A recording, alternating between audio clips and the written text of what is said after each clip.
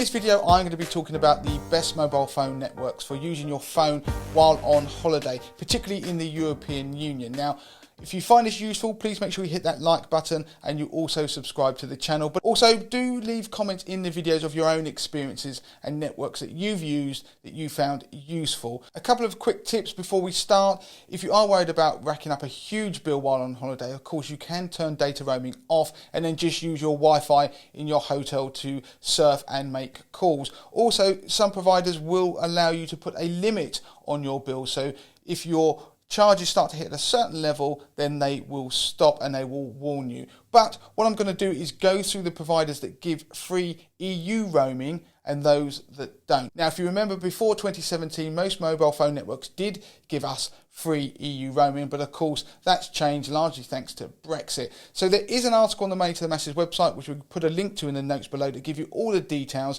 So jumping over to the Money to the Masses website, here is the article, Compare the Best Mobile Network for Data Roaming Abroad. Again, as I say, a link in the note is there for you to find this article, gives you full details. If you scroll down, there is a table that shows the networks that do provide free EU roaming. Now, as the BT, you can see O2, they're all on this table, and I'm going to scroll down. You can pause it to have a quick look, but do go through to the article yourself via the link that I've mentioned.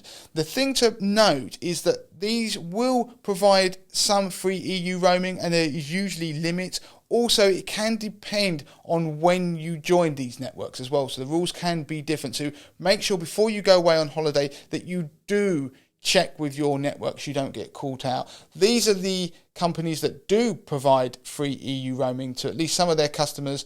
The ones that don't, unfortunately, EE, Sky Mobile, you can see there's a table here that we provided, all those red X's, 3 down the bottom. Again, you've got to look at the T's and C's and check with your provider. Now, you might be wondering what the situation is for roaming outside of the EU. Again, the article covers that in full, so make sure you go to that link.